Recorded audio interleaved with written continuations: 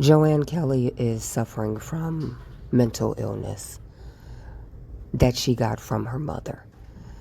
When I worked for Robert and Drea, I knew within a matter of days that Drea had some type of mental illness. I knew that she was left of center. I knew that she was not bad enough to be hospitalized, not bad enough for it to handicap her, but it was definitely noticeable. It was absolutely noticeable. And when I listen to Joanne recount events, they don't add up and they don't make sense. She said one event that was a millisecond disturbed her so that she had to go to a mental hospital for weeks. She was suicidal for weeks. It doesn't add up. It just does not add up. And Joanne has mental illness. Her mother has mental illness. And Joanne's mental anguish and mental illness and mental problems comes from her mother. It does not come from this one act that she says lasts a millisecond. Because in 26 years, how many of those people you told this story to paid for you to eat, paid to have a roof over your head, paid for your electricity, paid your phone bill, paid for you to go to school, bought you clothes?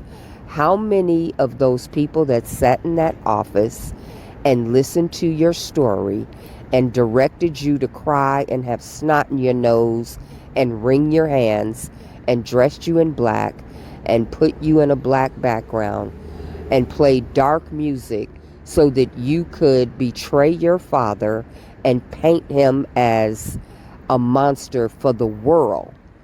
How many of these people that you betrayed your father for, have they given a fuck about you in 26 years? What have they ever done for you? Not a goddamn thing. Nobody that watched that show, nobody that you auditioned for gave a fuck about you because they never did one fucking thing for you your entire life. Not one person that you betrayed your father for ever bought you a chicken sandwich. Not one person that you betrayed your father for ever paid your cell phone bill. Not one person that you dangled this story in front of looking for a check and looking for sympathy ever did one fucking thing for you. They didn't want to pay you to sing. They didn't want to pay you to go to school. They didn't want to pay you to take care of your son.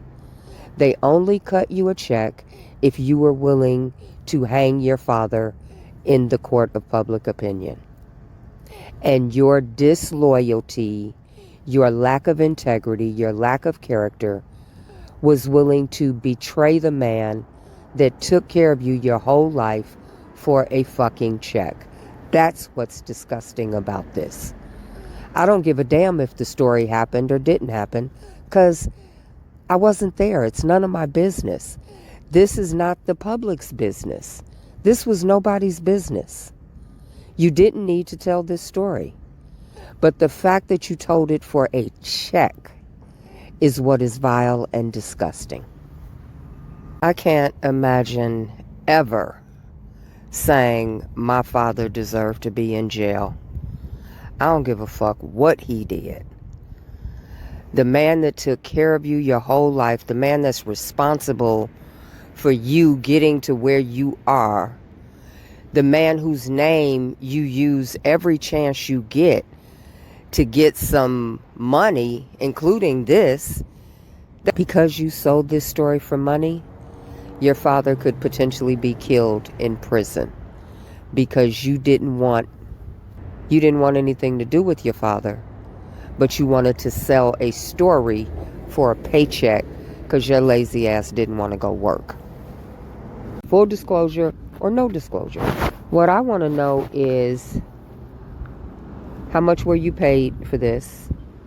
Show me the contract. How much was your mother paid? How much were the child support payments? How much did she get paid for surviving Rkelly? When is the last time you saw your father? Have you written him? Have you gone to the prison to try to see him? Have you prayed for your father?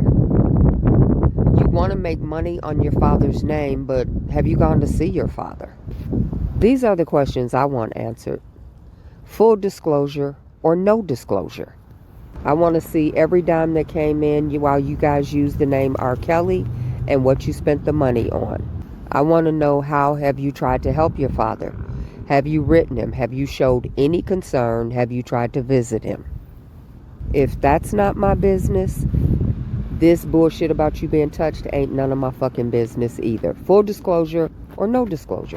Why didn't you show up at the Illinois trial as one of the bad act witnesses and tell your story there? If you feel he deserves to be in prison, why didn't you show up at court in New York or Illinois? But it would have been Illinois that you would have been subpoenaed for.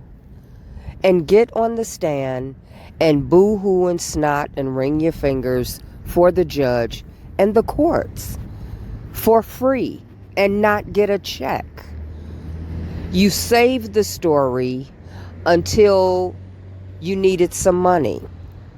And then it was, let me play this card. I have no respect for that. And again, I don't know if it happened. It's none of our business if that happened. It's none of our business what happened between you and your father. We love his music. If Drea never disclosed to her daughter that she has mental illness, her daughter is going through life thinking some act when she was 8 years old that lasted a millisecond, if it happened, and we can't confirm or deny, that years later it caused a mental breakdown. It caused her to go into the psychiatric ward. She was suicidal. This was caused by the mental problems with your mother. And your mother probably never discussed that. And so she's thinking some event that she very could have imagined. When you have mental illness, you know, that's that murky area that is hard to diagnose. But Joanne should have kept this internal, and she should have kept this between her mother and her father, because she could very well be blaming her father for a mental illness that she has as a result of her mother. And you put this stuff out on the worldwide stage, and you have just put your father's life in danger while he's in prison, all so you could get a paycheck. This is truly insanity. This is the face of mental illness. You don't do things like this.